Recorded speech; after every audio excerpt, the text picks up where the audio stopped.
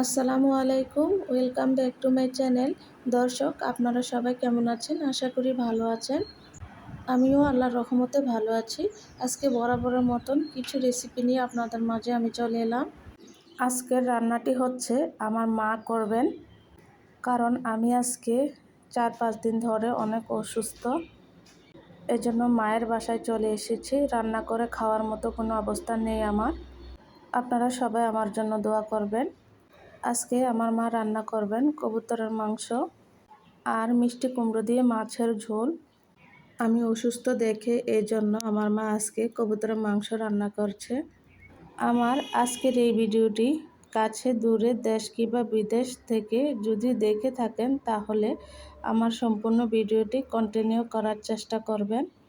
যদি আপনাদের কাছে ভালো লেগে থাকে, আমার চ্যানেলটাকে সাবস্ক্রাইব করে রাখতে পারেন। এতে করে নতুন ভিডিও ছাড়া মাত্রই আপনাদের কাছে নোটিফিকেশন চলে যাবে। তো আমার মা রান্না করছিল আর আমি একদিক দিয়ে বসে বসে ভিডিও করছিলাম। আমার শরীরটা আজকে অনেক দুর্বল লাগছে, রান্না করতেও মন চাইছে না।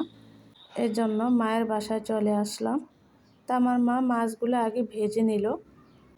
অন্য চুলায় মিষ্টি কুমড়ো কষানো হচ্ছে, আর এদিকে এই চুলার মাঝে একটা কড়াই বসে এতে পেঁয়াজ ভাজা হচ্ছে। এটা দিয়ে কবুতরের মাংস রান্না হবে। আসলে মায়েদের কোনো তুলনা হয় না। আর আপনারা মায়ের হাতের রান্না খেতে কে কে ভালোবাসেন আমাকে কমেন্ট করে জানাবেন। আমার ভিডিওতে যত রান্নার রেসিপি আছে সবগুলোই আমার মায়ের কাছ থেকে শেখা, আর কিছু কিছু আমার বাবার কাছ থেকেও শেখা। কারণ আমার বাবাও রান্না করতে খুব ভালোবাসেন। যখন আমার মা অসুস্থ হন, তখন কিন্তু মাঝে মাঝে দেখতাম আমার বাবাও রান্না করে নিতেন। তখন তো আমরা ছোট ছিলাম, স্কুলে লেখাপড়া করতাম। তো আমরাও আর রান্না বান্না বা কাজের কোনো সময় পেতাম না। এজন্য আমার বাবা খুব আমার মাকে হেল্প করতো। মায়ের পাশাপাশি বাবার রান্নাও কিন্তু খুব মজা হয় আমার। আমার বাবা বিদেশে থাকে, সবাই আমার বাবার জন্য দোয়া করবেন। কোনো দিন যদি উনি দেশে আসেন, তাহলে আপনাদের সাথে আমার বাবার রান্নার রেসিপি শেয়ার করব। তাহলে বুঝতে পারবেন আমার বাবা কত মজার মজার রান্না করতে জানে। আমি কথা বলতে বলতে এদিক দিয়ে আমার মায়ের সব মশলা কষানো হয়ে গেছে। এখন কবুতরের মাংসগুলো দিয়ে দেবে। আমার মা কিন্তু কবুতর বাছতে একদমই পারে না, খুবই বিরক্তভাবে। আমাদের বাসার পাশে আমার এক দূর সম্পর্কের বোন থাকে, উনি সবসময় আমাদের সব কাজে হেল্প করে, খুব ভালো মনের মানুষ। তো কবুতরের বাচ্চাগুলো উনিই বেছে দেন সব সময়। ওনার হাতের কাজ একদম নিখুঁত। কবুতরের বাচ্চা উনি খুব সুন্দর করে বাছতে পারেন।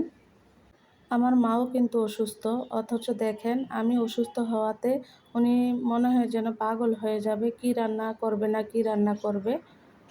আসলে মা মাই হয়, মার সাথে কারো তুলনা হয় না। তো আমার মায়ের রান্নাগুলো হয়ে গেছে।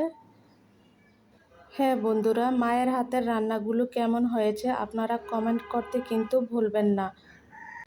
আর ভালো লাগলে কিন্তু একটি করে লাইক দিয়ে যাবেন। আর যদি একটু বেশি ভালো লেগে থাকে, তাহলে আপনাদের আশেপাশে বন্ধু বান্ধবের কাছে শেয়ার করতে কিন্তু ভুলবেন না। আমার মায়ের জন্য দোয়া করবেন। সবাই ভালো থাকবেন, সুস্থ থাকবেন। আল্লাহ হাফেজ।